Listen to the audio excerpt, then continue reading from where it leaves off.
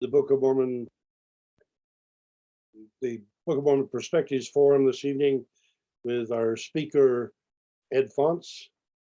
I want to just as a preliminary note that next week we have Boyd Tuttle coming to talk with us about the story of the Mulekites. And following him, we have Robin Jansen is coming to, he's worked on the original manuscript of the Book of Mormon. And David Reed is coming back to talk about the possible explanations for why there could be no fire. Rick Gadusik is coming to talk with us about the Gentiles in Book of Mormon. And Adrian Larson will be coming back. He's the one that shared with us about the stick of Joseph, and he'll be talking about Christ's Sermon on the Mount at Bountiful. We have Jerry Grover coming again, and Hannah Sariak. Hannah will be offering a perspective different from the one that we had a couple of weeks ago from Kevin, the gentleman who's proposing Bountiful is, or that Zarahemla is at Montrose. Not that he's the only one, but he's the one who recently did that in our program. Anyway, we have a very interesting series of speakers coming, and we've had a very interesting series of speakers in the past. And I thank those of you that have been the stalwarts that come by and ask your questions, and some of you pick up the recordings afterwards to check it out again. And I thank you for all of the attention that you've offered to it. And while this past year for many of us has been very tough, I'd like to anticipate that we can, in the year to come, do things better, and I'm in hopes that we can have a continuation of really excellent presentations as we will have tonight. But let me first of all introduce Ed Faunce. He is an Esquire. Let me get to the screen share so that I can give you his picture, because let's see. There now, did we get Ed Faunce in front of you? No, we see your Zoom screen. Zoom screen. Well, that's not the right one. How about that? There you go. All right. Ed Faunce, I asked him about a possible bio and picture, and he demurred on the photo, and so I found his picture from 1956, Lamoni High School Demon. Happens to be the same class as my brother David, and so the fact that I was able to come up with a picture of him, should make him quite clearly acquainted with you when you get to see him tonight. Ed Faunce grew up in Lamoni, Iowa, attended Graceland College, graduated from KU with a master's in chemistry. He completed his coursework for a PhD in organic chemistry, but then switched to law, graduating from UCLA in 1968. He then shortly thereafter founded and became a partner of Faunce, Singer, and Oatman, where he and his firm advocated for public employee organizations, arguing for disability retirement and public employee rights for several decades. He served as pastor until the COVID pandemic and continues his ministry on an unofficial basis. We welcome Ed Faunce. I do in particular because his mother, Grace, was my third grade teacher. And he was a classmate of my brother, David. And I understand he also served as a supervising teacher when David did his student teaching in the high school at Lamoni in higher math. Ed's father, and by the way, we have his brother Bill on the forum tonight too, so welcome Bill as well. But their father, Dr. Roscoe Faunce, taught speech and theater at Graceland College for about 20 years and left his esteemed name on the Faunce Hall, a men's house. So we are privileged to have Ed Faunce with us this evening, and I ask for him your kind attention and your perspicacious questions. Let us pray. Gentle, patient, creator of sunrise, ecozones, thunderstorms, and constellations with exploding stars. who plans the niches to be filled with life, to be filled with music of the spheres, whose plan provides mercy enough to supply eternal hope, even though we, a special creation in your image, oft struggle simply to cope with a new year, to cope with each other and all of creation. It's our challenge in our souls, in our families, in our communities, and in our nation. We come before you this evening to consider the restored covenant and view some possibilities of how it is to be employed in Zionic government. For we see the scriptural promises of the Old Testament and the New gaining clarity as the restored covenant edition of the Book of Mormon comes into view. So we thank you for the lives and contributions of Ray Treat, Fay Shaw, Ed Faunce, and a few others who's given a portion of their lives to provide this gift to their sisters and their brothers. And this evening, we ask your blessing on our presenter, Ed Faunce, whose parents were educators, contributors to community, Lamoni and Graceland at once, who read between the covers as a lad, imprinting its message on his soul, and has contributed to this new edition to make the restored covenant whole. So as we seek to understand Hebraisms, chiasms, epinalpus, and poetic style, we ask that you help us see as others see, to feel as others feel, to help us reconcile, to claim the restored covenant, to embrace your promises made through the years, that in this Advent season we can celebrate the baby Jesus, feel his presence come into our souls, and prepare for return when on earth he reappears. We pray in his name, embracing his covenant with us to be his people, demonstrating it by his love, and ask your gentle, patient blessing on our Zoom gathering from above. Amen. Ed, the floor is yours. Take it away.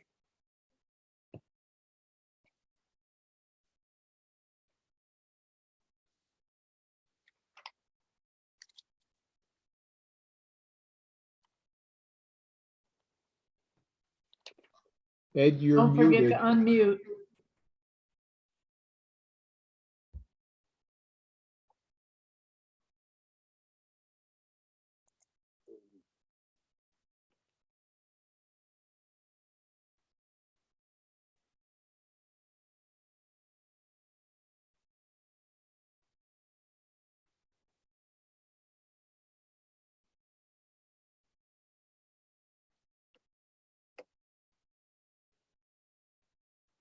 There we go. Now you can hear me. Now we can. Now I have to figure out how to get this screen shared. Can you see the screen? Hey, you. You can see the screen? No, not yet.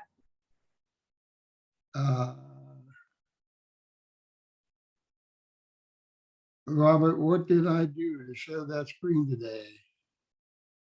Well, you should have a green box that says screen share at the bottom row. Yes. Click on that. Share screen. Okay. Yeah. When you do that, you should see, There you are. there we go. Okay. That's it.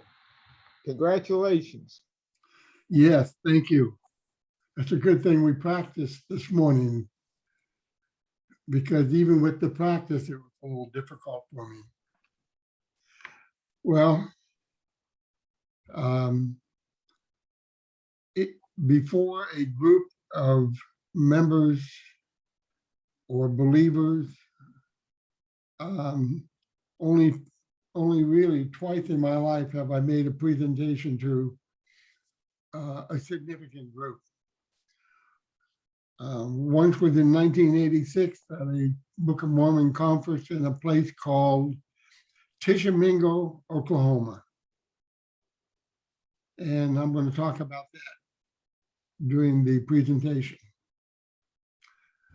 So this is the second time.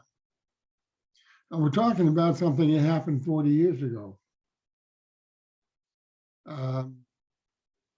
And that's a long time.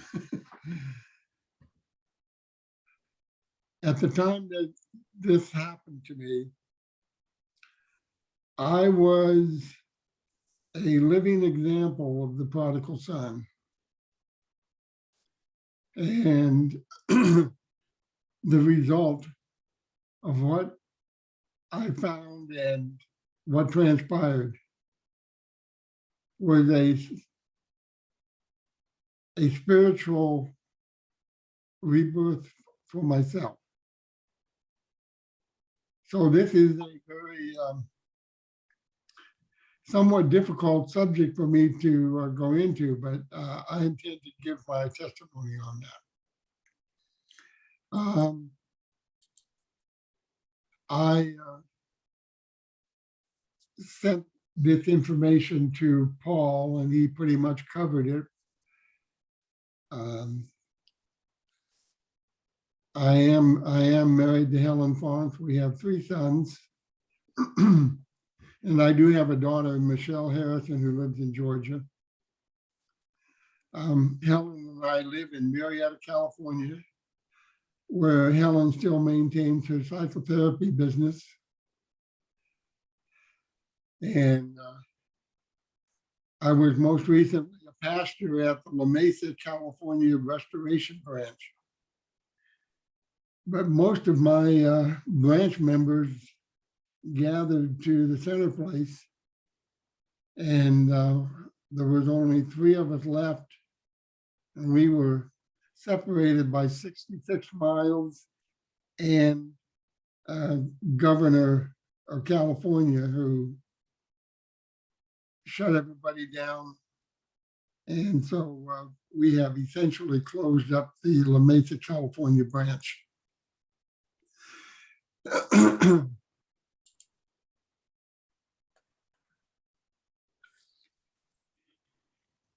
I'm going to give you a brief testimony. In 1964, when I was a student at the University of Kansas, I started the year off being the campus minister. And due to serious opposition between myself and leaders of the church, I ended up resigning from the church. And that state of affairs, as you can imagine, caused my mother great consternation. And she pled with me, begged me, prayed for me, and I resisted. The curious thing that happened was in 1976, Helen and I were expecting our second child. And one night, Helen came into my study and said, "You know, Ed, I've picked out a name for our child if it's a boy, but I don't think you're going to like the name." And I said, "Really?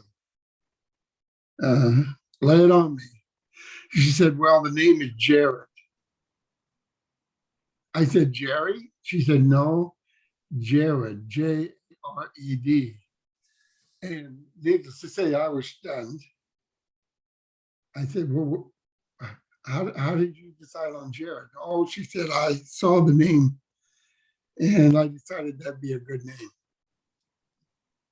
Well, I didn't tell her. I could have said, Jared is 6 from Adam. The brother of Jared. I could have told the story about the brother of Jared. Helen was not a church member, and she did not know the Book of Mormon. So I just decided to just let the matter lie.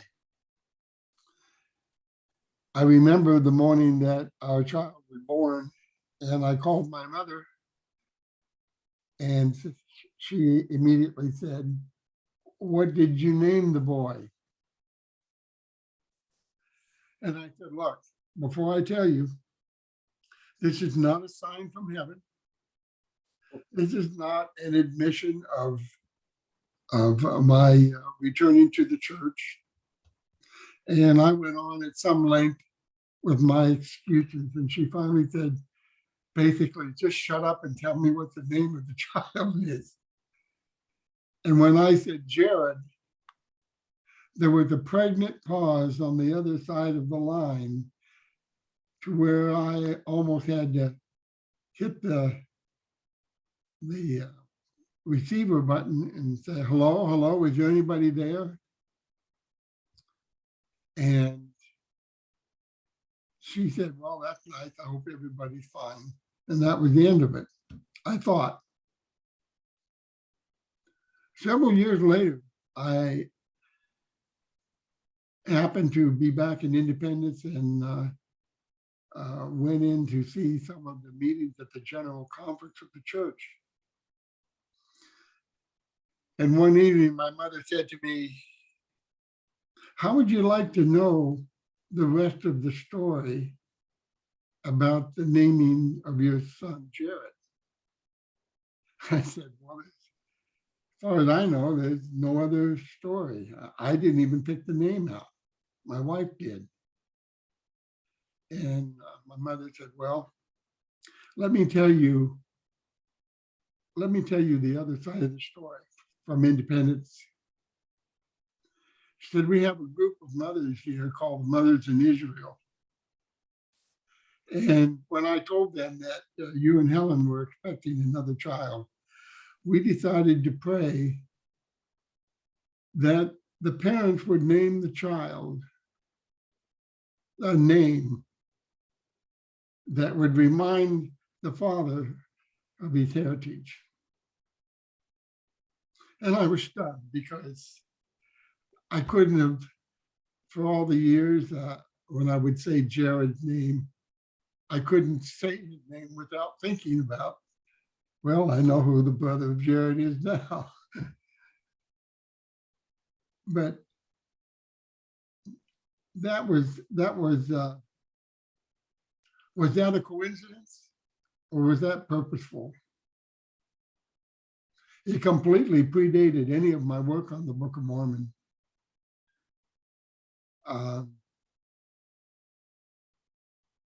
It wasn't until the early 1980s that I got the idea of doing something with the Book of Mormon.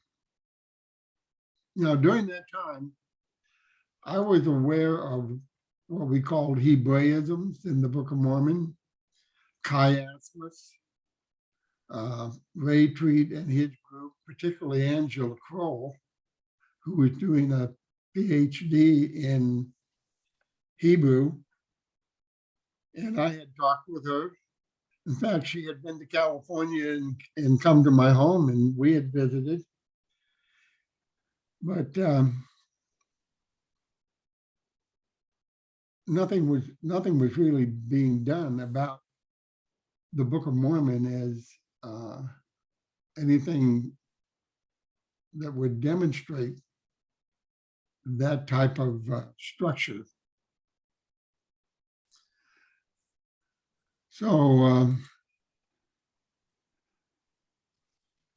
the decision to reformat the Book of Mormon text as a reader's edition started off with an idea that I had begun feeling the need to return to church and had found a RLDS congregation a couple of miles from my home in Burbank, California.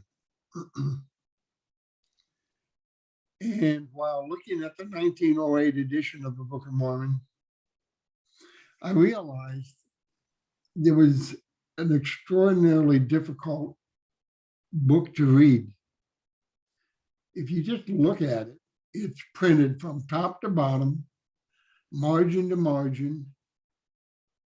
And my experience with just asking anybody to look at it and read it was that their eyes would glaze over in a couple of pages. They were overwhelmed. And I got the bright idea that computers had just made their advent, personal computers. And of course, I had one. And I had written, by that time, hundreds of briefs for judges and hearing officers and appellate courts. And after trying to read the Book of Mormon again, I realized, hey, I think I can more easily, or I can easily write sentences and paragraphs and put signpost in the text that would help a reader get through it. Put some white space on the page so that people aren't overwhelmed by the sheer volume of words. And with that background, I decided to try my hand at it. Well, my confidence was shaken when I got to the first page. First Nephi, page 1. I couldn't put it into English text. I'll show you what I mean. This is the text of First Nephi, page 1. I've put some of the text in red because you'll see something here. The first set of red, you'll notice they all are written the same way. Having been born, having seen many afflictions, having been highly favored, and having had a great knowledge. I didn't recognize it at first, but these are parallel, a typical Hebraic poetic structure device of using parallel sentence constructions. And then it ends up with, look at the last 4. I make a record. I know that the record I make is true. I make it with my own hand, and I make it according to my knowledge. More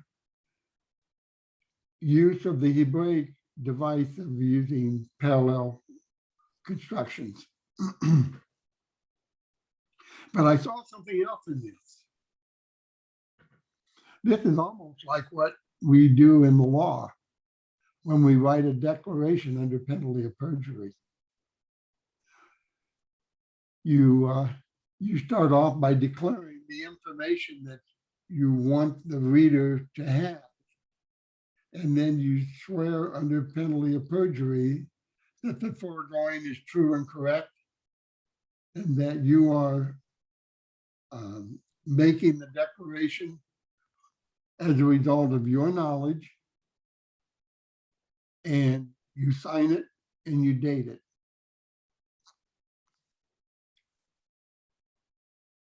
Sometimes we call these whereases. For example, this could have been written, whereas I, Nephi, number 1, having been born of goodly parents. Number 2, having seen many afflictions in the course of my days. Number 3, having been highly favored of the Lord. And number 4, having had great knowledge of the goodness and mysteries of God. Therefore, I declare that I am making a record, and I'm making it, I know it's true because I'm making it in my own hand, and I'm making it according to my knowledge. So I realized that today we would call this document a declaration under penalty of perjury. And the witness would swear under oath that the information was true and correct because he knew it from his own experience. And Nephi therefore covered all the bases of a declaration by a witness with two exceptions. Today, we require the witness to sign, to indicate where they signed the document and also the date of signing. Those two things are not in this document, but everything else is. So even though I could not put this in a standard English without changing the words around, I couldn't put it into a typical English paragraph or two. I decided that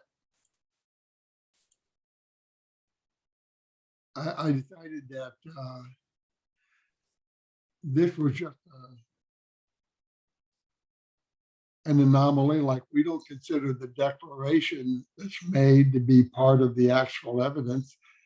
So I just assumed that even though page 1 was a real problem as far as putting it into standard English, just move on and forget about it.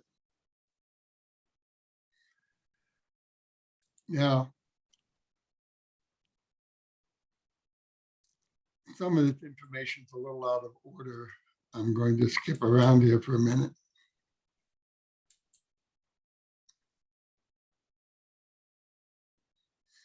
Okay, here were my protocols for reformatting the Book of Mormon text.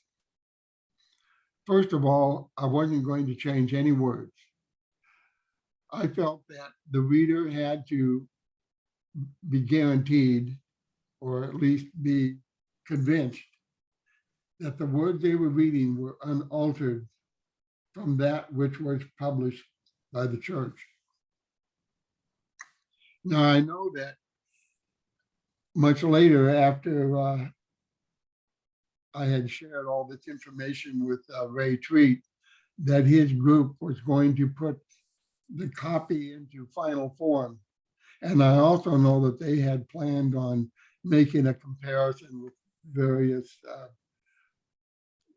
printer copies and so forth, and that there would be some changes made, but they promised to specifically identify the changes. The punctuation was really open to change, because my understanding was that the original manuscript was punctuated by the printer, and that didn't connote any divine input through Joseph as to the punctuation. And the intent of a reader's edition, of course, is to punctuate to help the reader understand what the flow of the document is. When you slow down and take a slow walk through the Doctrine and Covenants, which, by the way, I had to do because I retyped the entire book. And it's like the difference between driving through a city in your car and either walking or riding a bicycle. You slow down and you begin to see things you had never seen before. And the things that you see that are kind of unusual, for example, there are letters in the Book of Mormon between leaders of the Lamanites and leaders of the Nephites. And they should be indicated by using quote marks. The paragraphs, which are not really called paragraphs in the biblical text, they're referred to as strophes, S-T-R-O-P-H-E-S. Some of them are very short, as short as one line. Some can be a page or more. And they had those, that material I felt had to be kept unified so as to keep together the material that was contextually related. So those were the protocols that I adopted in trying to make a reader's edition.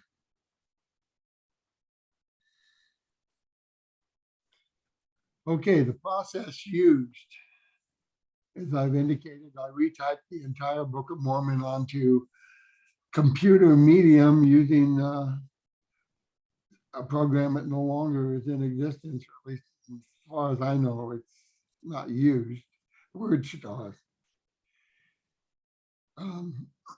When we finally got the Book of Mormon all transcribed and began trying to sort out what the proper structure was, we had to review every line, and we were looking for indication of the beginning of a new subject matter, which we would refer to as a paragraph, but for each it really wasn't a paragraph. We found that the phrase "and it came to pass" was the best indication that the writer was moving on to another subject. And I quickly noticed that the subject matter was often introduced with a declaratory statement, and that subsequently subordinate clauses were added to give clarity and to give understanding. I also noticed that when the Book of Mormon text was reformatted, it resulted in a certain rhythm. We called it a rhythm, a flow, a cadence, which focused the reader on what the subject was and provided better understanding. And when we worked on the book, we went from First Nephi all the way to the end of the book. As this material was worked on, many different iterations were made, and copies printed out and gone over. I estimate it took about 5 years working part-time, weekends and evenings, to get all this work done. During that time, I had moved from the Burbank congregation to a restoration group in this, it was, I believe, in the city of Pacoima, which is in the San Fernando Valley in the Los Angeles area. And they had a group called the San Fernando Restoration Branch. And they had invited me to come and join their group, which I did. And when I told them that I was working on a reader's edition of the Book of Mormon, they were quite interested in that, and they wanted to participate. So I agreed that as we got chapters printed out, that we would copy them, separate them, and that we would provide a copy for each member of the branch to follow along, and we would read it together. This turned out to be one of the greatest experiences of my life.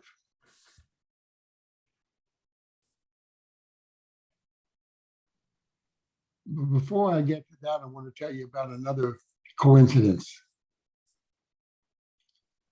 The first coincidence was that incident with the naming of my second child.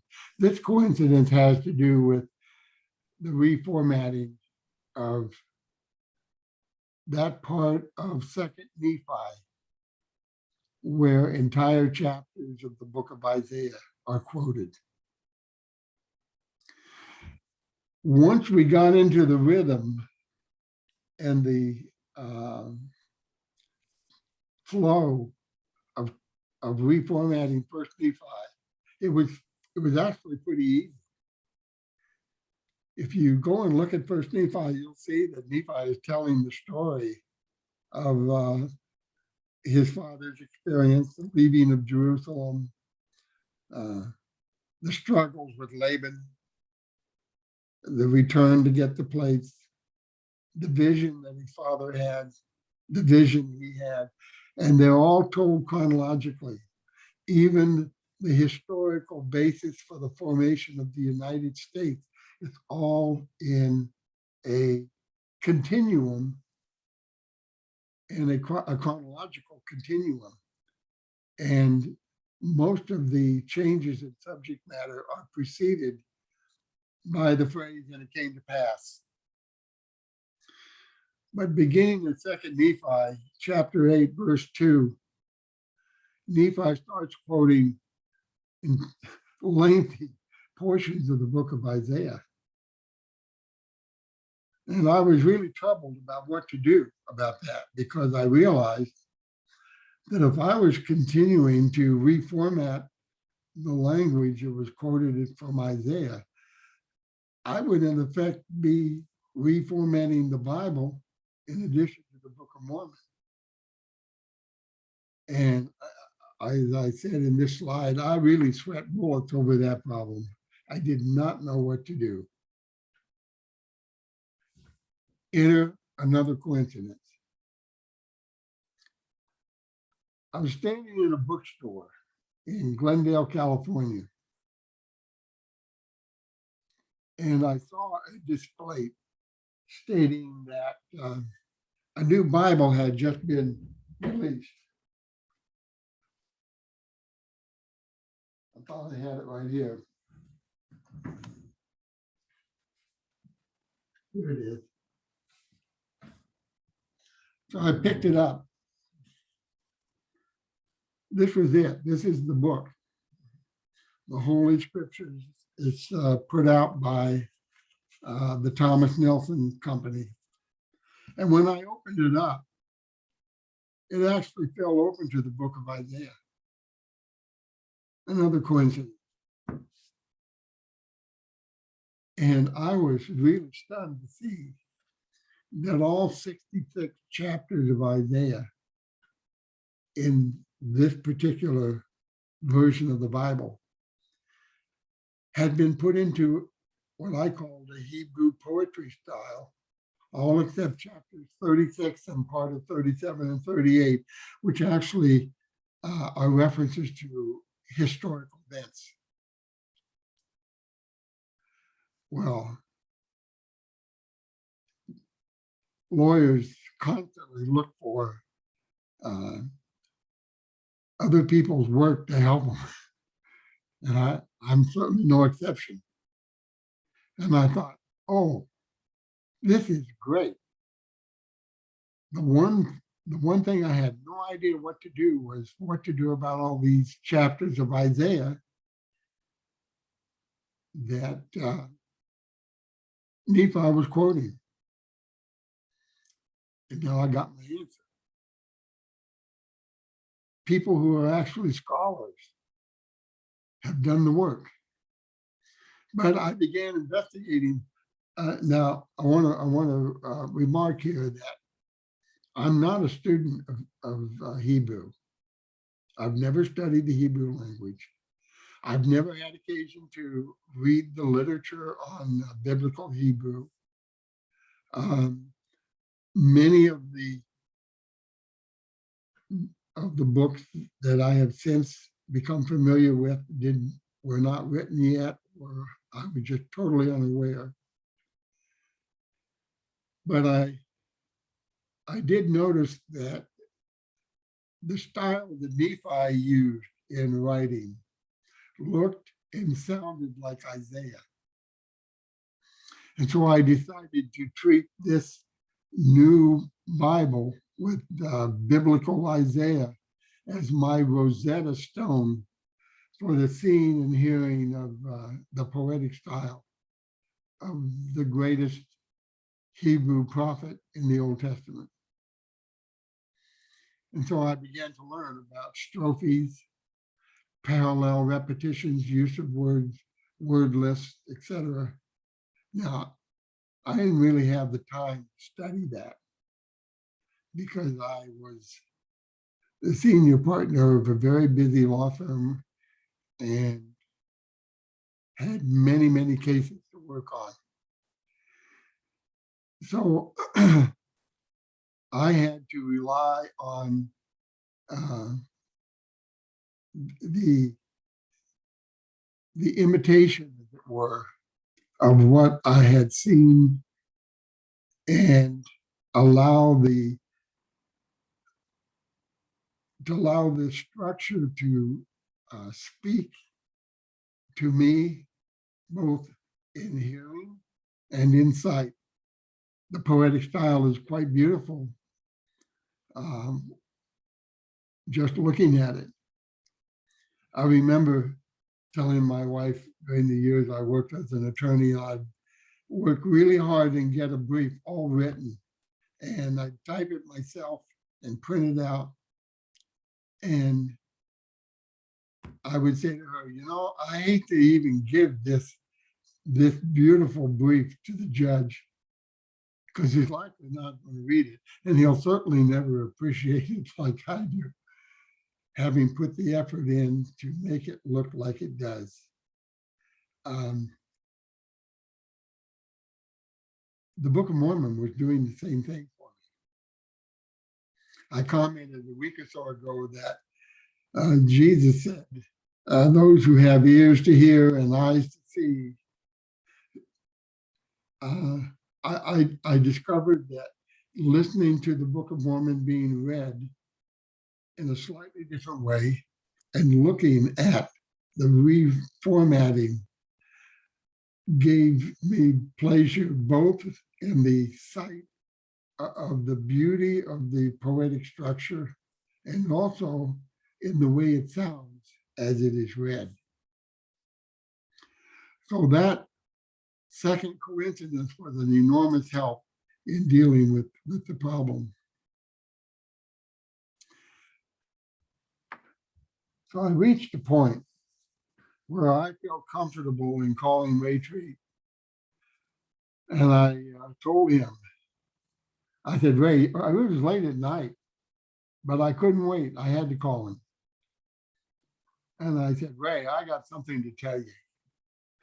I said, I believe that the Book of Mormon not only has chiasmus in it, and I hope you all know what chiasmus is. I bet you do.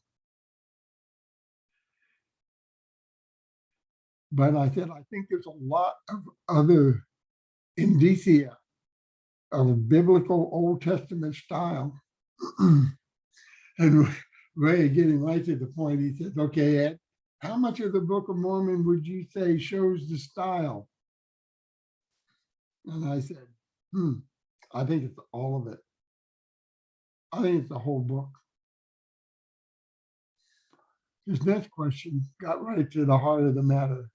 He says, okay, what's the possibility of getting a copyright on a reformatted book? Now, mind you, this question was in the context of restoration groups being sued by the RLDS Church for misrepresenting who they were, being in buildings that were owned by the RLDS Church.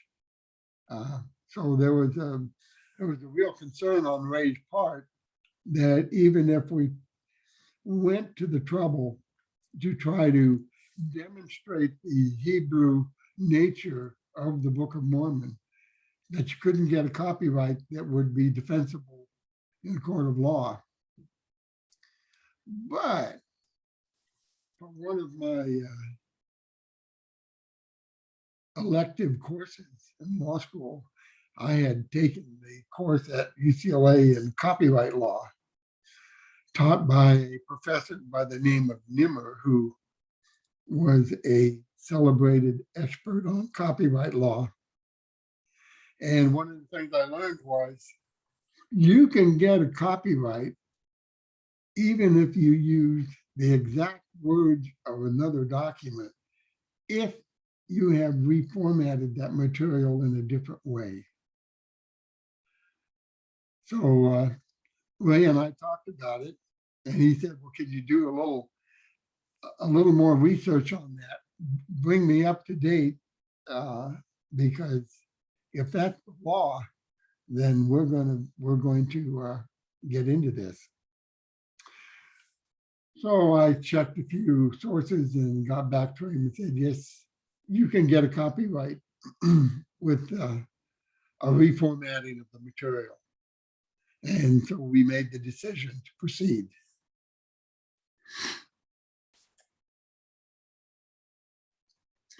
During this period of time, I can't tell you exactly when,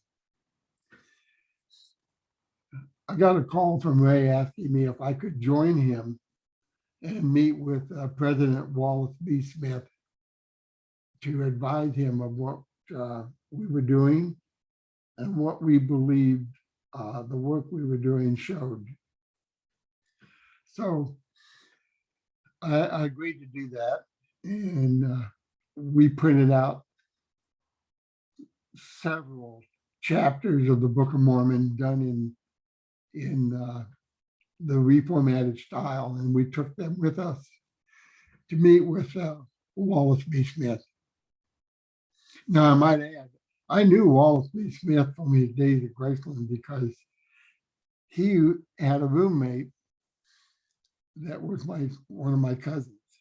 They were both in the medical field, and they used to come over to our home in Lamoni, play the piano and sing and kind of dance around.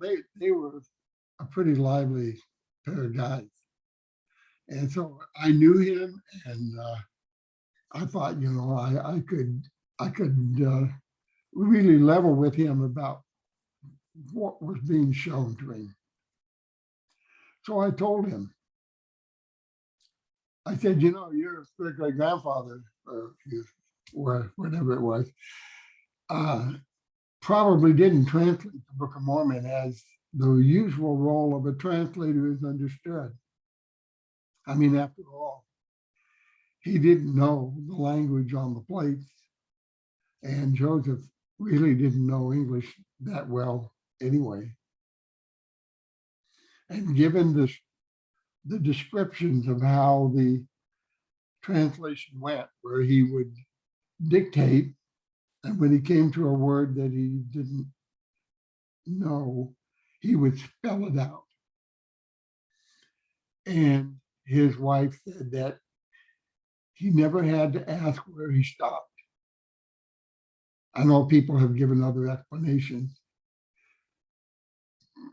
but to keep the number of stories that are entwined in the Book of Mormon going, it would be a genius level that we could hardly comprehend that would produce the Book of Mormon. So I told him I believed that Joseph was given the exact words. And I remember him looking at me, and I had pushed a couple of chapters across the desk to him. And I remember him looking at me and saying, really? Can I keep these? And I said, certainly, we bought them for you. Unfortunately, never heard back from him. So I don't know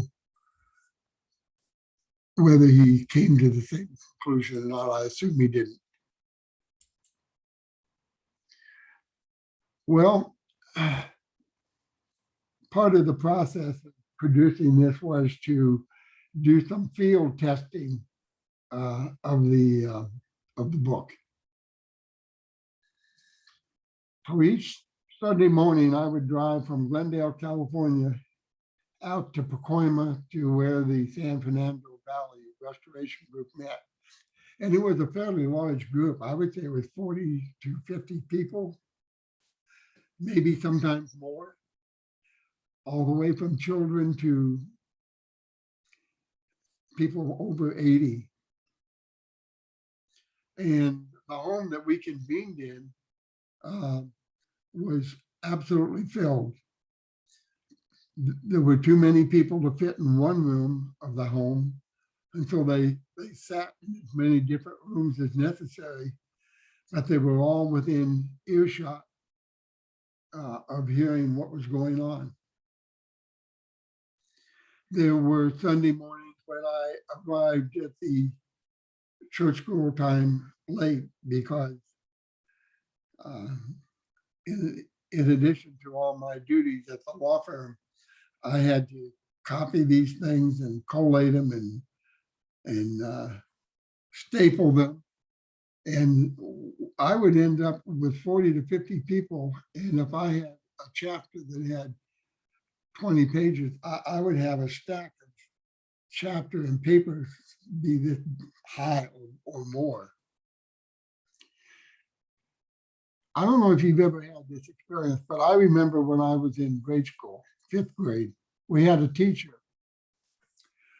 who every day after the lunch hour would read a chapter a day to the class. And we got so used and we enjoyed having the teacher read us this book or a book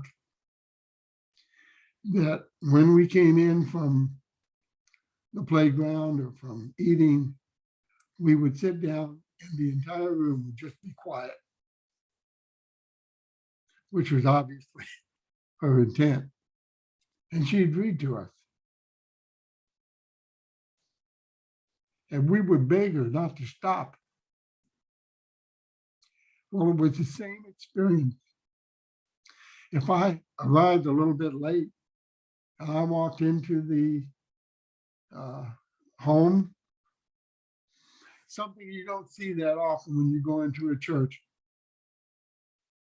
Nobody was talking, not a word.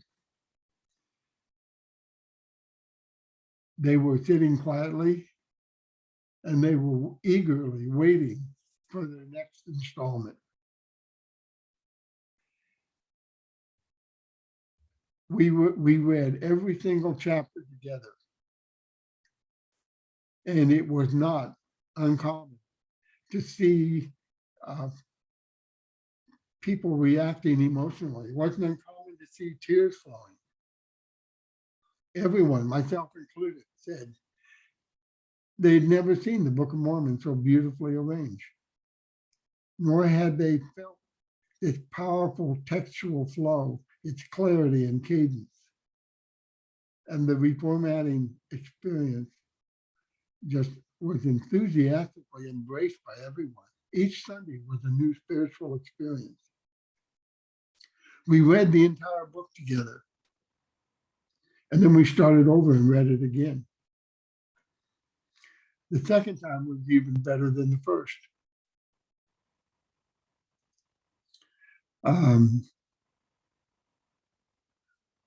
Years later, when I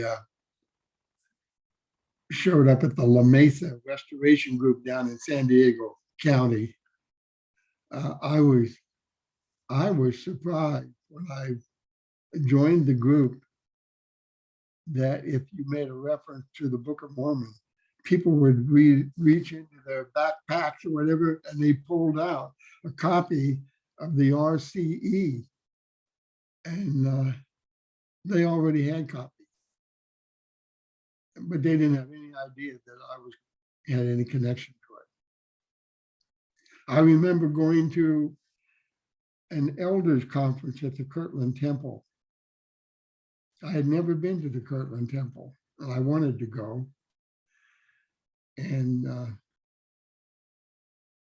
several of the elders there told me that because they had copies of the RCE, they would have been able to read the Book of Mormon because they couldn't endure the problem they had in reading and understanding what they called a cluttered text. I understood what they meant.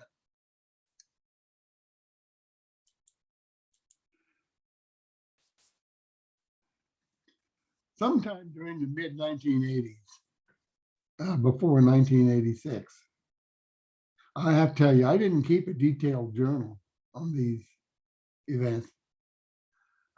I gave to Ray Treat the entire computer media for the reformatting and the printouts. If you know anything about printers. You know that when computers were first coming out, they used what was called dot matrix printers. Horrible, terrible to try to read. Now we have laser printers that are almost like typesetting. Anyway, I gave Ray all my printouts, and I knew that his Zarahemla research group was going to undertake the task of putting an entire book together for typesetting and publication. And I went back to practicing law full time. And I had no idea when they would get finished. They didn't publish any kind of timetable to me, but I assumed that when they got it done, they would let me know. Well, it turns out the RCE was printed in 1999.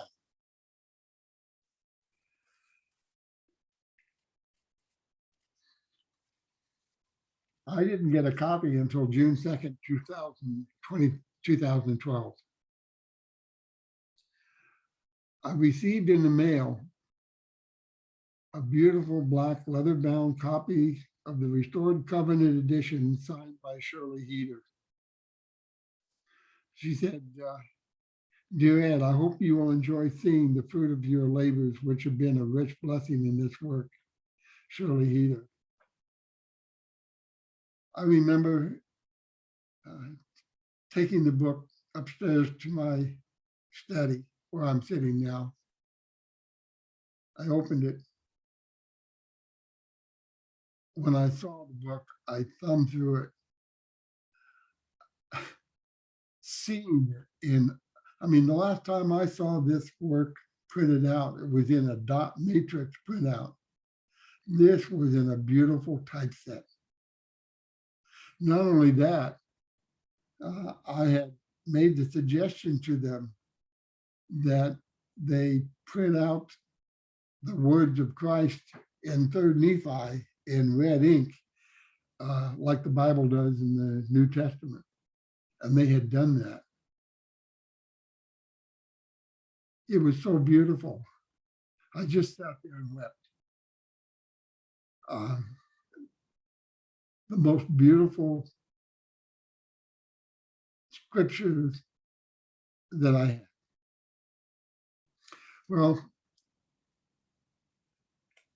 going back just a moment to an earlier time, in 1986, I had been invited to go to Tishomingo, Oklahoma, and to share my testimony with the people gathered about the Restored Covenant edition reformatting of the text. And I did that. Now here's what happened.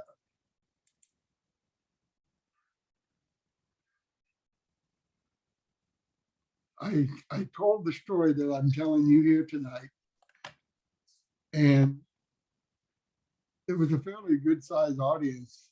And at the end, I would say they gave a rousing ovation.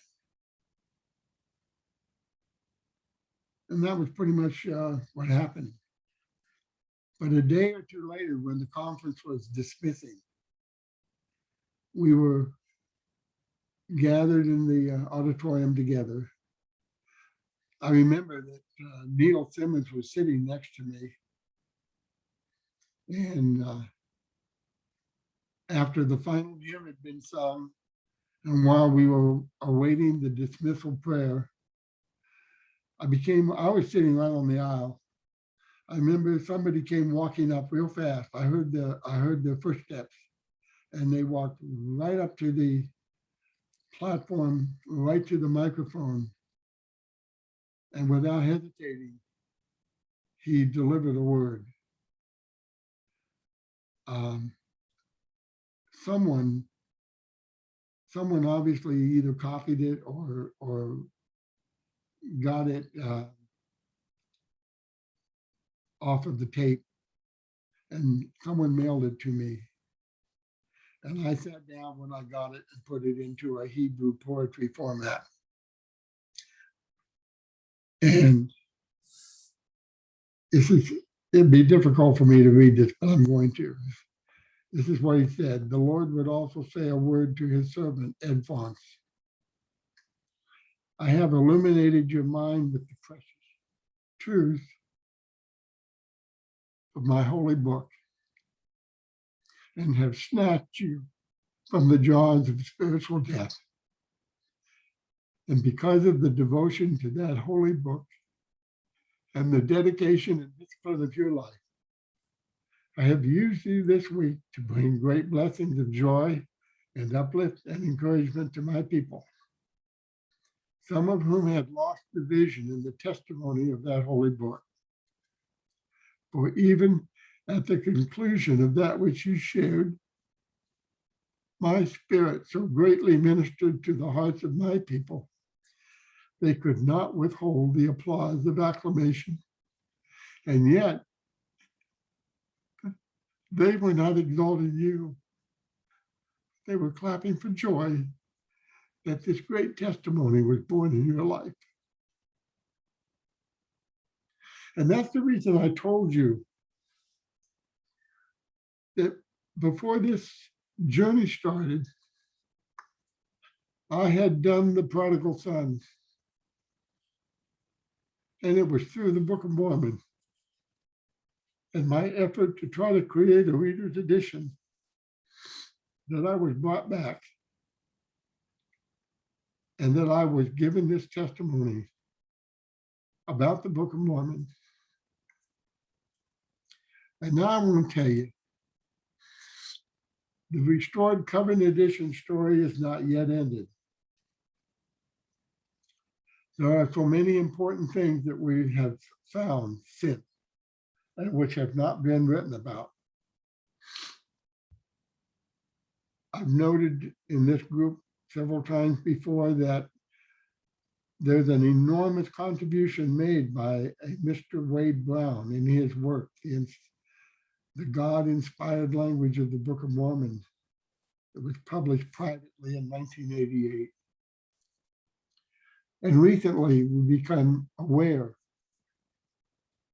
that one of the Scuzen men has a group that's been working on the Book of Mormon, and they've discovered that the Book of Mormon quotes from the Old Testament are actually from a dead language. Let me show you something. I have to go back.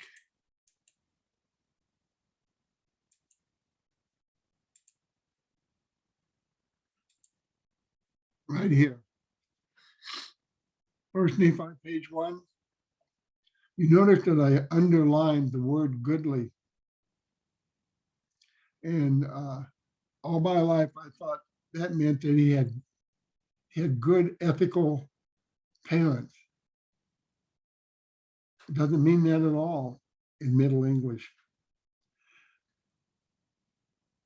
If you go and according to the researchers, you find out that goodly parents means they come from the upper classes. They were learned, they were wealthy. And of course, when you study the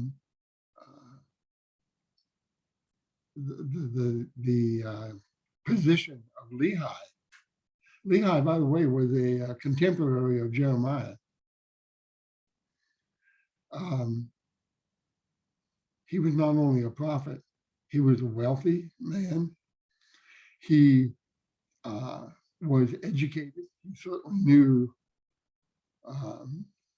the traditions of his people.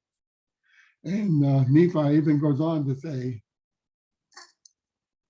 that he was taught in the learning of his father, and he also said he made the record in the learning of the Jews and the language of the Egyptians. And of course, it is the learning of the Jews that we get the Hebraic poetry devices that are illustrated in the Book of Mormon. And the work of this LDS brother Wade Brown, who has a PhD degree in biblical literature.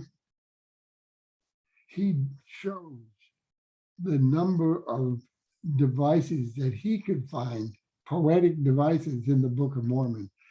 And it's like, I don't know, maybe 60 or 70.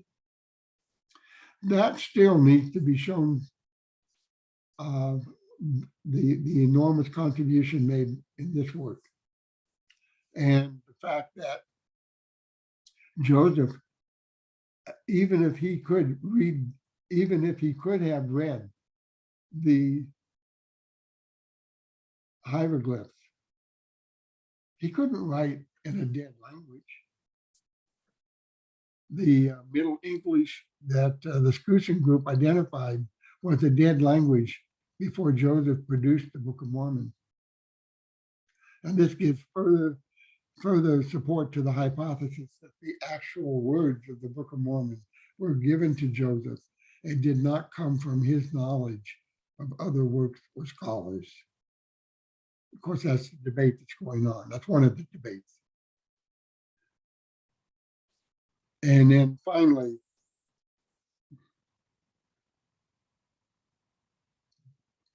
something needs to be said about the fact that Jesus was the editor-in-chief of the Book of Mormon. All through the book, he directs who is to do what, who is to write this part of the story, that he has someone else who's going to finish it, that kind of thing. And when we get to 3rd Nephi, and Jesus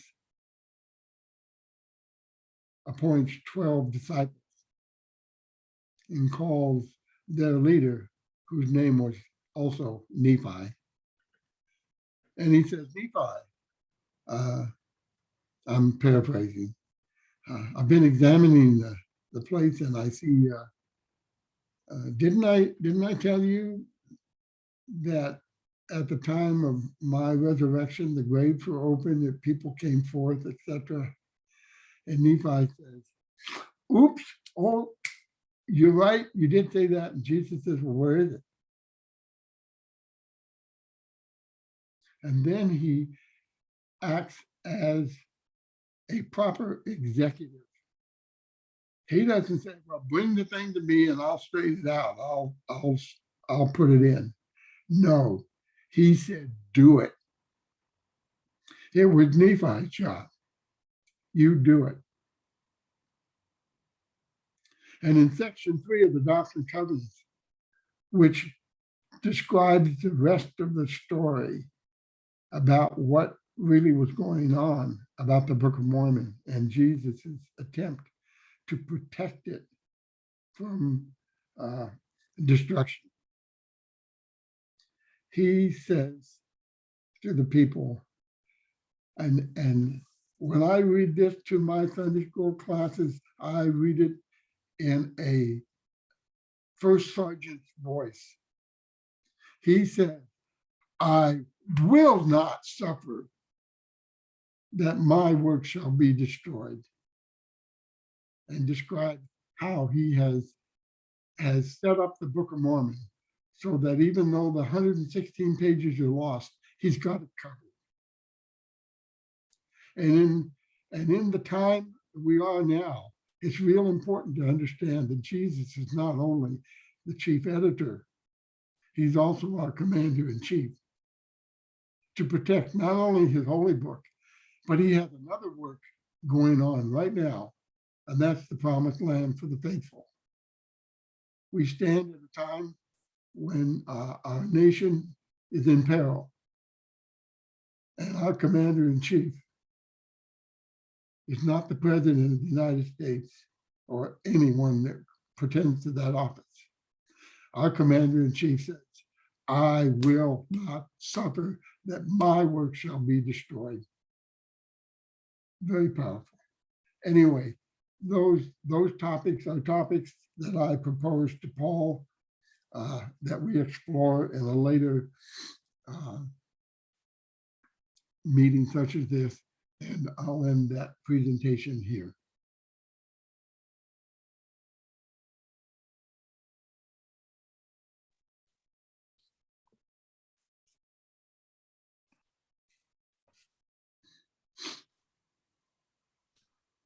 Thank you, Ed. As host, I'd like to put a question out for you that perhaps it isn't yours to answer. But I find it very curious that while the Zarahemla Foundation is credited in the Restored Covenant edition, that Ray Treat's name doesn't appear, your name doesn't appear, Fay Shaw's name doesn't appear. Nobody is personally associated with the copyright or with the no persons with the copyright, and I find that curious and interesting, and wonder if you would comment on it. Well, I can't comment for Ray, but I can say this. It didn't bother me at all that it wasn't mentioned, because this technically is not my work at all. It's the work of the Lord. I understand that Ray has told some people that he felt that giving credit to individuals would detract from the book itself, and that's certainly okay with me. I did it as a offering. I can't say I did it as a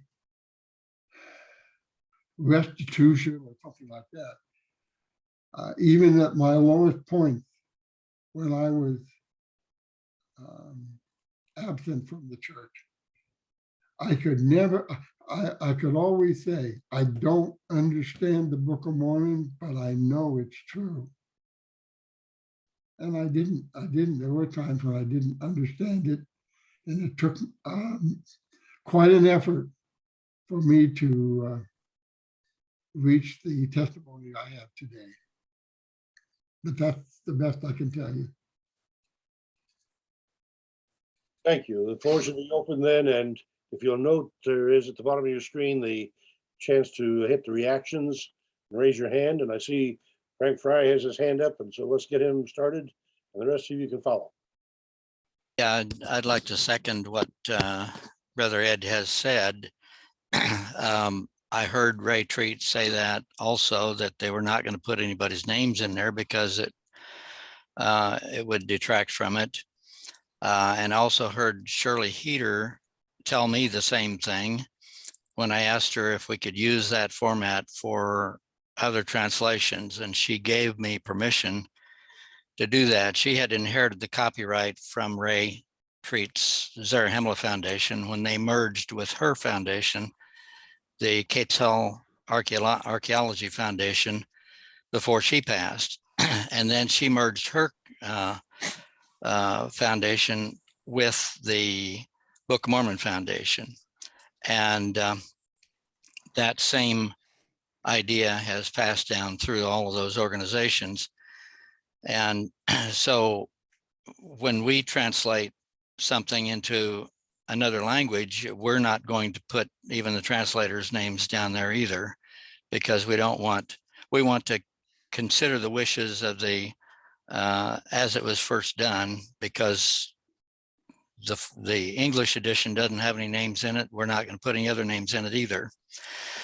But I wanted to make a comment about Brother Ed's idea of the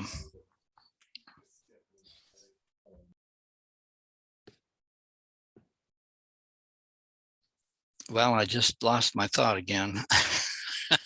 You go ahead and call on somebody else. I'll catch that back and I'll get back with you, Paul. Wanda, you had your hand up. Go ahead. Yes. I wanted to say that I met Angela Kroll when we first moved to Columbus. My husband had known the family in Independence, Missouri. And then she moved to Massachusetts after she got married, and they were at Onset, Massachusetts. In the first year, I think, that we went up there, and we began to hear about her work, and she was just starting on her work, and convinced that she should study Hebrew. And so she went and did study, and then she would put out some of her information, and we would send her a contribution, and she would send it to us. And then when I started getting the Zarahemla records, I began to see all of her work in the poetry division. And if I can get rid of that screen, I'll show you something here that I produced out of her works. That makes it a little easier to follow the 5 major groups that she covered. I don't know if you can see it, but it's just a handout and it's in outline form. And I'll read you the major sections. Parallelism, and it has all the way through H in different types of parallelism. And then poetic devices, and it goes on A through H again. And the third one is secondary techniques. And that one is just 2 letters, A, B. And 4 is verse patterns, and 5 is strophic patterns, and that has A through F under different types of strophic construction. And then I also got the Zarahemla record articles that she wrote and introduced them into my Book of Mormon course so that you could take each little section and not have to try to understand it in prose form. But, you know, go down each one of them and have an appreciation for the different categories.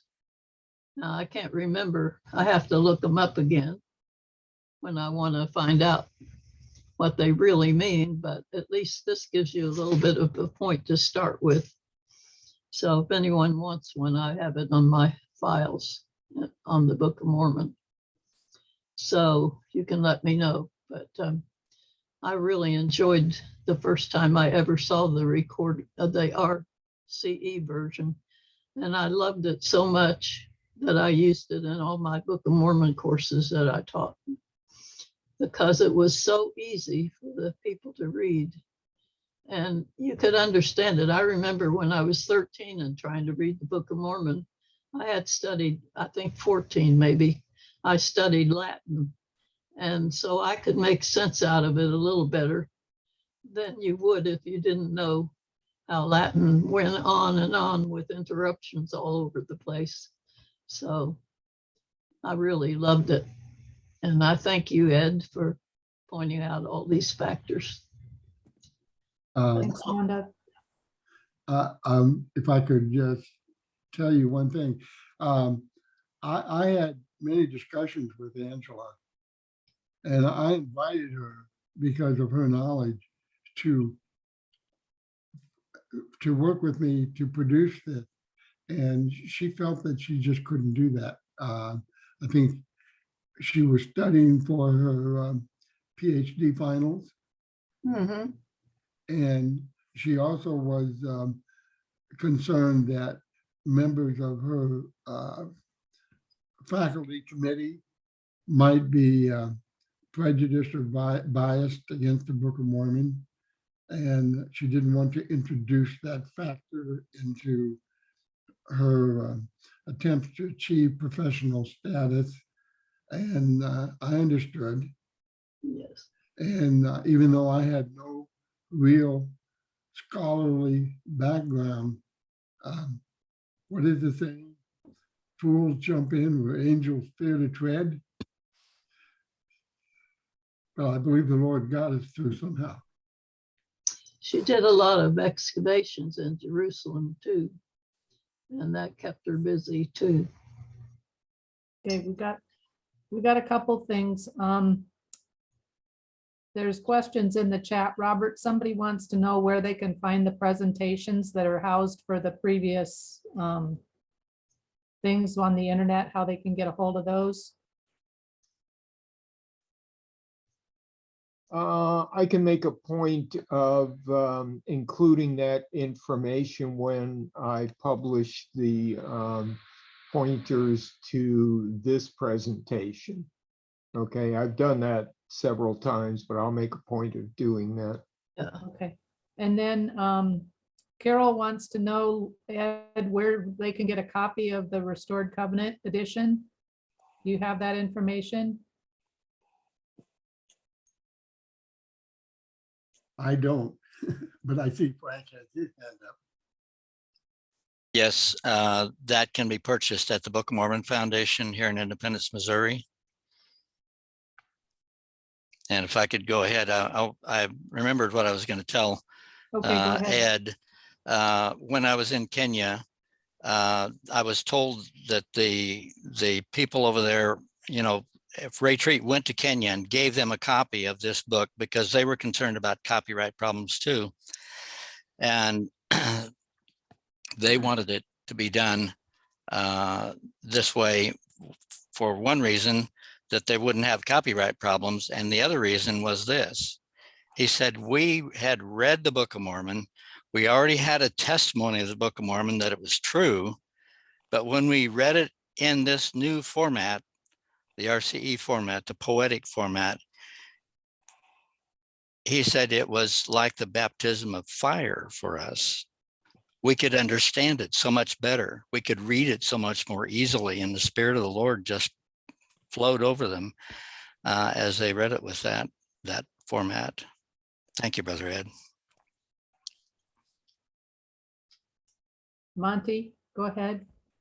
I don't want to sound presumptuous, but I was going to ask, is there any way I could get permission as I'm reading the book to scan the pages that I'm reading into my computer so I can raise the size of the print? I'm really having a hard time struggling with the print size itself. And, you know, I'm really trying hard to stick in there. And I was just wondering if there was a way I could scan it, you know, like into parts of it into PDF so that I could, you know, increase the size of the print and be able to read it that way. I would sure like to do that. I'm not talking about publishing something out to a crowd of people. I'm just talking about for my own use. Well, you can copy the text and use a word processor to increase the size of the font. And there are also programs that have what's called a magnifier, where you can take the text you're reading and run the magnifier over the line as you're reading it, and it'll make the words larger. Ed, But my printer has the capability of scanning a page of text into a PDF format so that I can manipulate it on the screen to make it larger or smaller too. yeah, okay. And that's what I'm wanting to get permission to do, because I'm really trying hard, but I'm having trouble. Well, the restored gospel website has the entire Book of Mormon as it is found in the 1908 edition and also in the RCE. And you can copy that text, put it in PDF format, and do anything you want with it.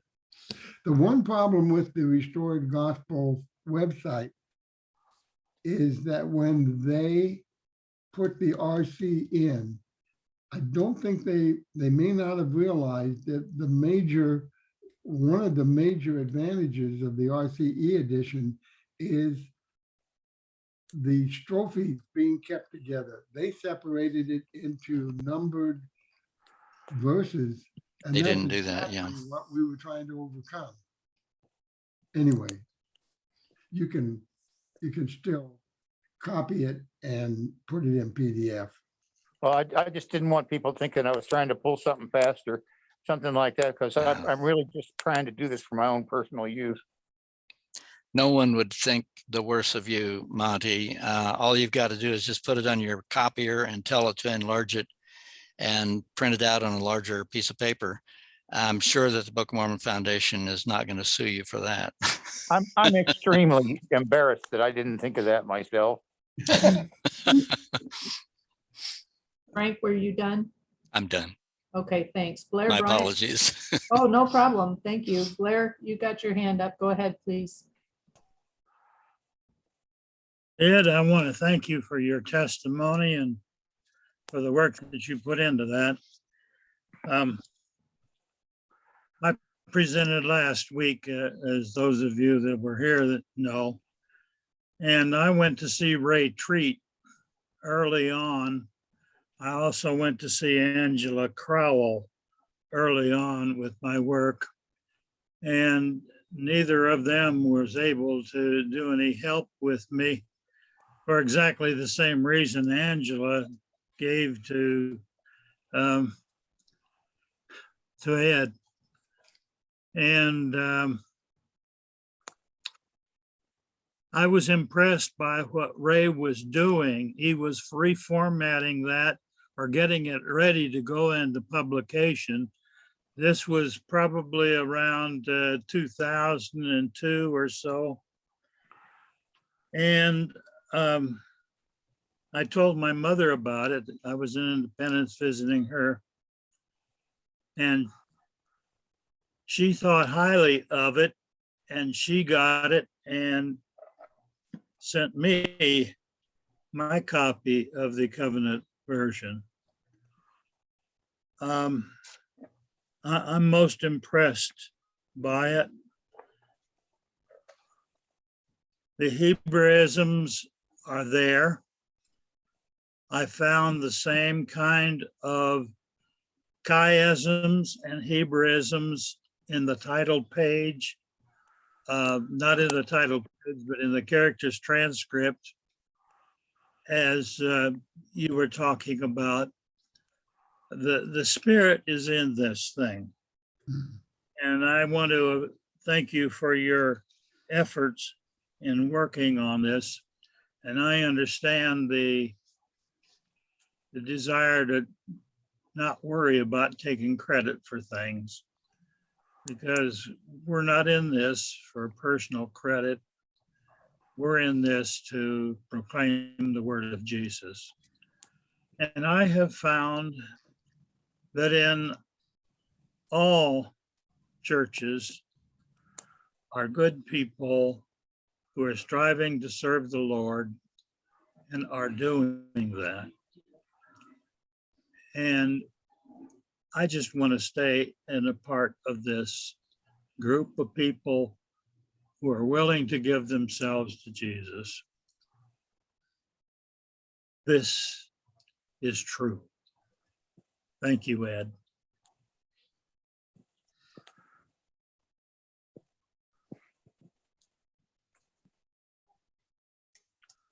I was saying earlier that one of these days I'm going to print a book, and I'm going to use the pen name Anonymous. And then if it turns out to be really super popular, I'll change it to Unanimous. Yeah.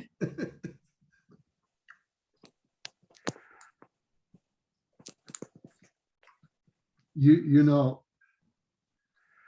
once I got through the Book of Mormon and recovered from the effort on that, I started doing the Doctrine and Covenants in poetry form. It's unbelievable. I know this is the Book of Mormon class, but I got section 3 in there because that's the whole thing that dealt with how Jesus planned for the loss of the 116 pages. But let me tell you, he had a lot of other plans, and they're laid out. And the poetry in the Doctrine and Covenants, astounding.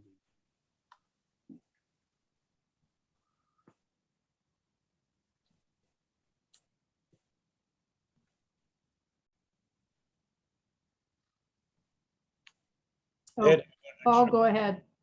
I wanted to express my appreciation, Ed, because I have, my life has been enriched because of your family, and now especially because of you.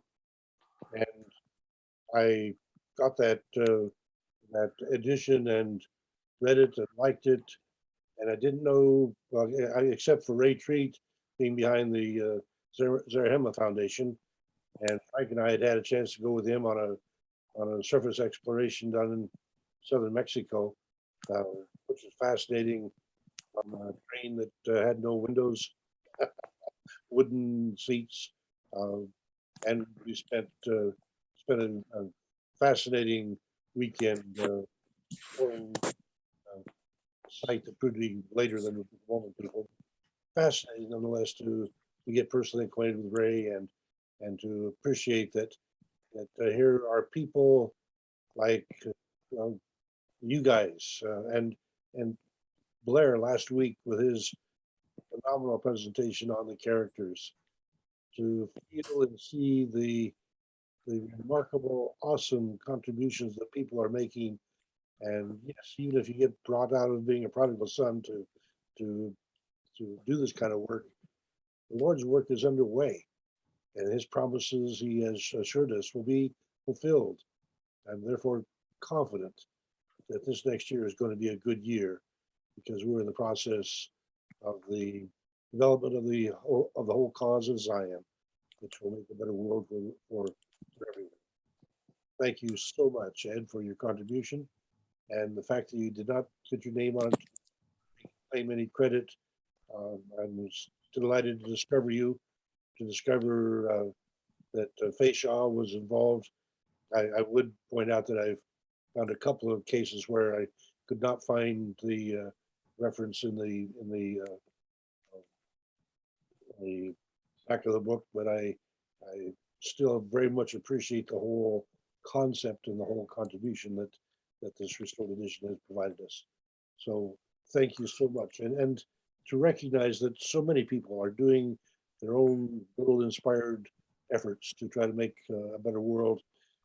I appreciate that this is a neat gathering, but tonight, Ed, I'm feeling blessed to have known your family and now to be able to be reconnected with you. Appreciate it very much. Thanks, Paul. We got Roger first and then Blair Bryant next, please. Yeah, Ed, I just wanted to lift my voice as well. I grew up in the RLDS tradition, but followed the Zarahemla research group closely in the 90s and was waiting anxiously for my copy of the Restored Covenants edition as they were announcing it's going to be published. Got my copy. It's been my only reader's edition, my only study edition, my only research edition ever since. And my other editions of the Book of Mormon, which I also cherish, are I use for reference, but I really appreciate and enjoy this edition. So I just wanted to thank you also for the great work.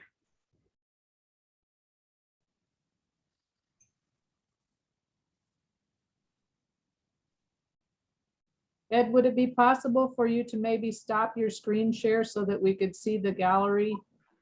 Are you able to do that? Oh, sure. I think.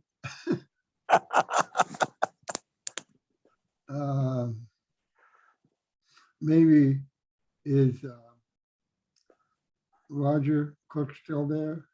Robert? If- Yeah, he's If you around. look at the top, you should see the option to stop sharing.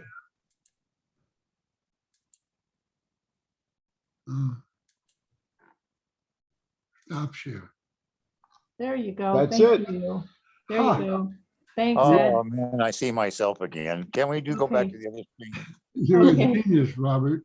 Okay, Blair, go ahead.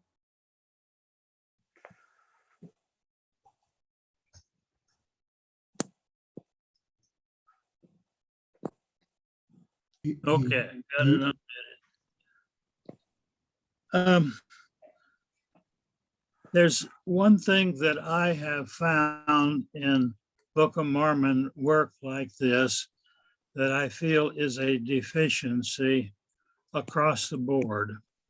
And that is that we have so many different people working on these things without a coordination between the LDS version and our LDS version, and comparing them together is a nightmare.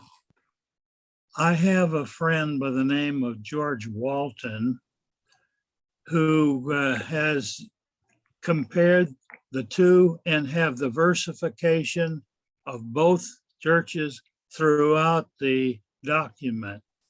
I wonder if that could be worked into this restoration or this covenant edition, so that no matter what Book of Mormon or person has, they'll be able to match it up with the new one. You understand what I mean? Yes, I tried. I gave up. You gave up. It took too long. Well, he's done the work. He's got the approval from RLDS. He couldn't get approval from LDS. And so he quit trying. But he's done the work. He's got it all together. Can I hook you up with him? I don't think he needs approval from the LDS. Well, from what you said, I agree. You said if you put it in a new format, you can copyright. I like that. He's if he is coordinating the RLDS and the LDS book and is reformatting that book with those things done in it, that's a copyrightable book. He can own the copyright. Right, but can you merge your work with his? I think so. That's not my legal opinion. I don't practice law anymore. But I think, I mean, once you're retired, you can't practice law, so. Brother Blair, I have an answer for you. I've already spoken with the Book of Mormon Foundation about that, and they have not decided to do it yet.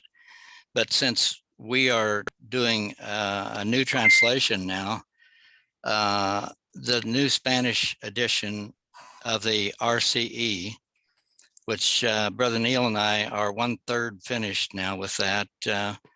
Unfortunately, Brother Neil is no longer with us to help out with that, but I'm going to continue with it. And we have already made the decision to put the LDS versification alongside ours in a slightly different, they'll be in the margin, not in the text itself. But this will be the first edition of the Book of Mormon that I'm aware of that has those two things published that way. And of course, we have permission from Shirley Heater to use the RCE format in all of our new translations, because that was her desire too. And she gave me that permission before the Book of Mormon Foundation inherited the copyright. And so they've recognized that we can do that. We just can't hold them responsible for any errors that we make, which I wouldn't want to be responsible for that either. Well, we're all going to make errors. And I told the guys in Kenya the same thing. There will be errors in anything that men write. That's right. And there were errors in the original 1830 edition. That's There right. are errors in the 1908 edition, and some people don't think that you can even correct those. So that's a really sad situation. But Yeah. I believe that you're right, and I think that needs to be done. And I hope to see that in all of our new translations. And when the Book of Mormon Foundation sees what we've done, I hope that they'll adopt that for future English editions. And we also hope that people will see this and begin to use the RCE edition simply because it's going to have both versifications in it, and it's so easy to read. Yeah. To me, that will be a good reason to obtain the new editions that are in the RCE format.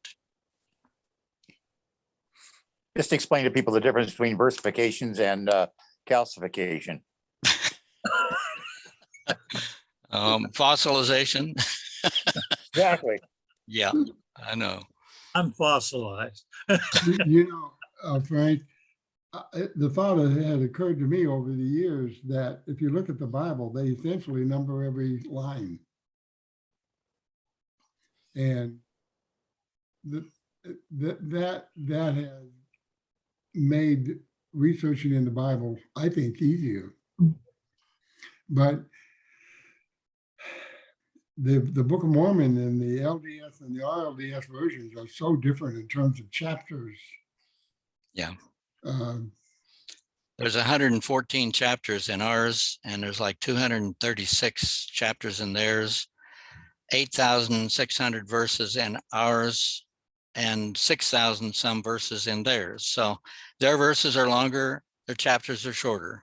But we kept the original chapters, and because they were, you know, done in different places, of course, they couldn't have the same versification. It just didn't work out. But we can figure out how to work around that. Would you like for me to give you his address or email? And I'd certainly like to talk with him. I can't make any decisions for the Book of Mormon Foundation for the English version, but we've already made the decision to do that in the Spanish version and any other new translations, and maybe even the Swahili, and that's already been done now. And by the way, we were able to maintain the same page numbers in the Swahili edition, and I'm pretty sure we'll be able to do the same thing in the Spanish edition. And it's just a matter, because there's so much space there, the versification is adjustable. When you have block text, you don't have any variability of the number of lines on a text. And there's another thing that I discovered, and I shared this with Brother Ed last week, and I'm sure this is not just my discovery, but it was something that was exciting to me. And the first time I saw it, that each line has a separate thought. And that's why it's so easy to read. mm-hmm.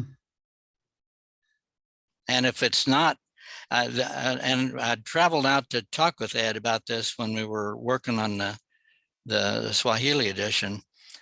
And I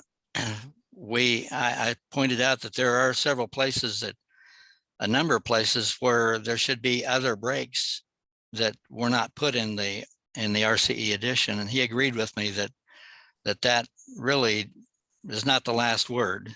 And that's true, because Brother Wade Brown has done a fantastic job on what he's done too. Yeah. okay, I told you we needed version 2.0. Yeah.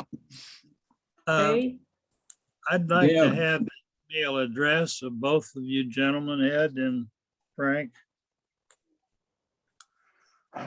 Go ahead, Ed. You have your email address? Are you talking to me? Yeah. I'd like your email address. Oh, edfaunce@gmail.com. Hey, that's simple enough. That's just like mine. frankfry@gmail.com.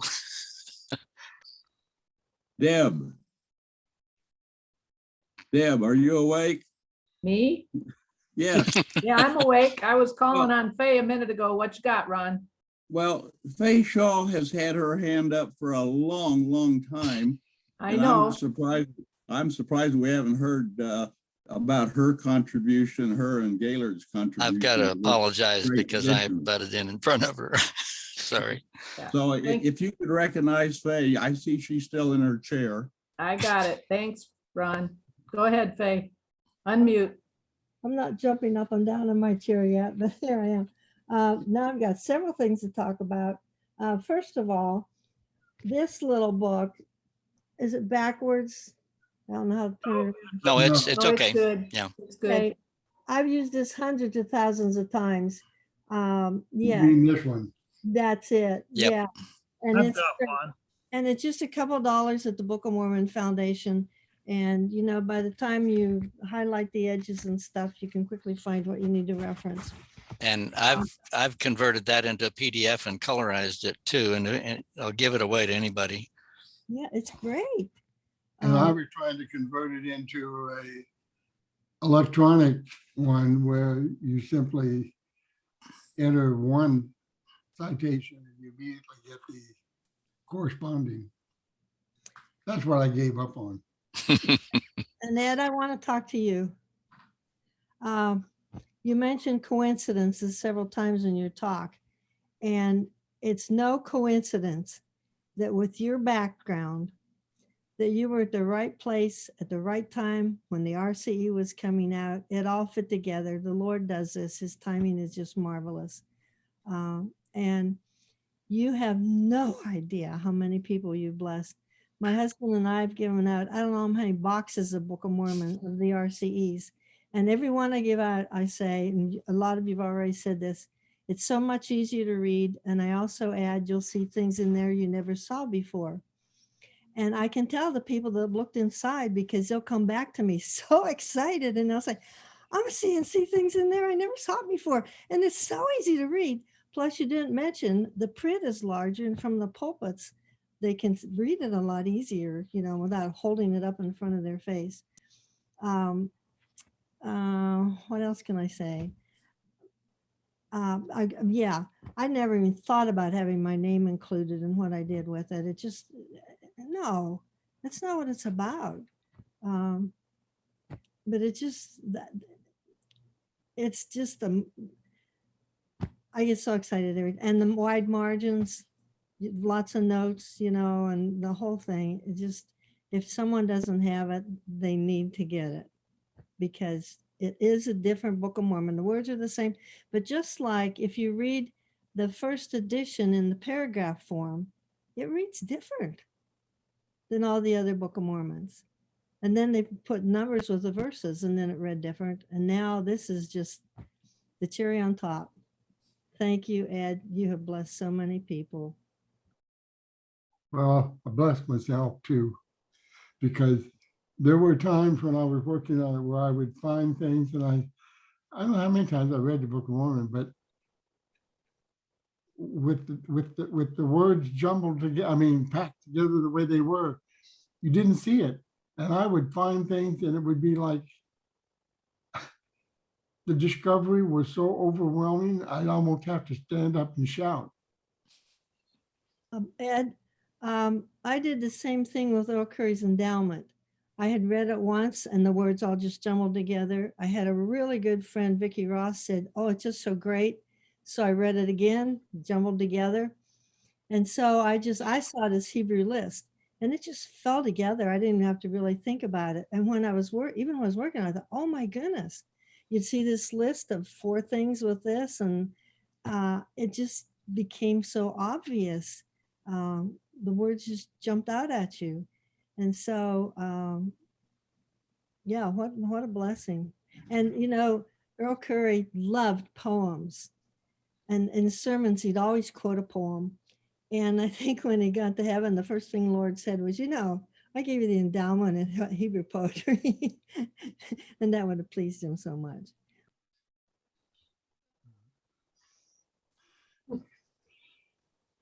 Well, thank you for that.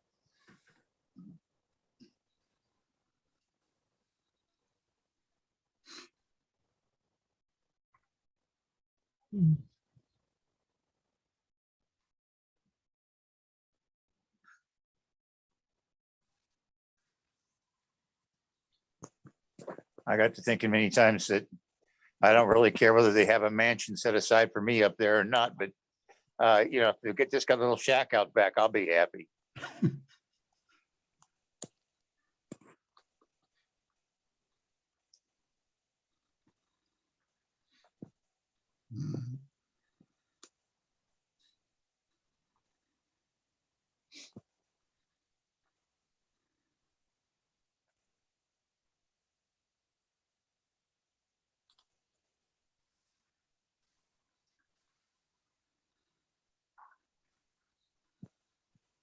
Almost 10 o'clock and we've got to pause in the questions and conversation.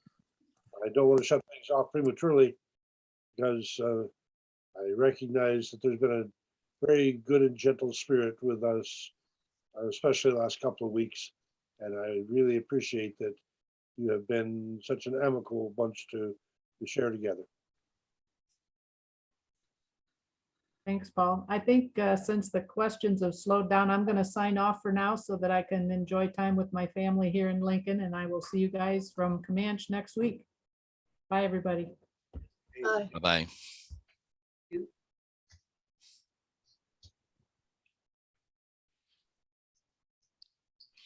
I think I'm going to do the same thing. My son was calling during the class, and I didn't want to answer the phone.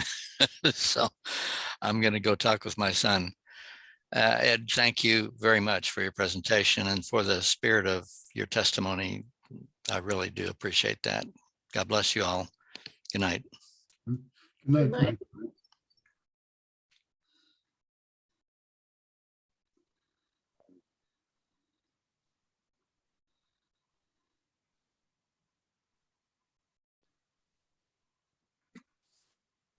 And Bill? my thank you, Ed. This is David E. Barth.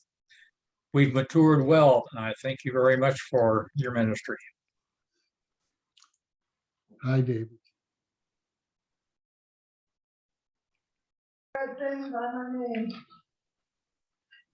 Hey, brother. Oh, yes. Good to see you. Enjoyed listening to what you had to say. God bless you. Thank you, Bill. Love you. Love you too. Thank you for joining us, Bill and Judy. Appreciate being able to see what happens to these young people that I knew 50 plus years ago, and now here they get old and turn gray. If they survive, and that's the nice thing about it. Good to see people that survive.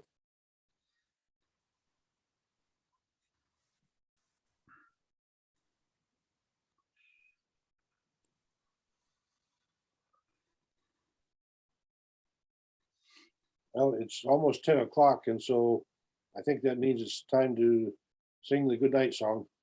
Okay. Good night, the Lord is watching o'er you. Good night, his blessings go before you. Good night, and we'll be praying for you. So good night, may God bless you. Good night. Good night, everybody. Thank you for joining us, and have a good new year. Next week, Happy New Year. Brother Tuttle.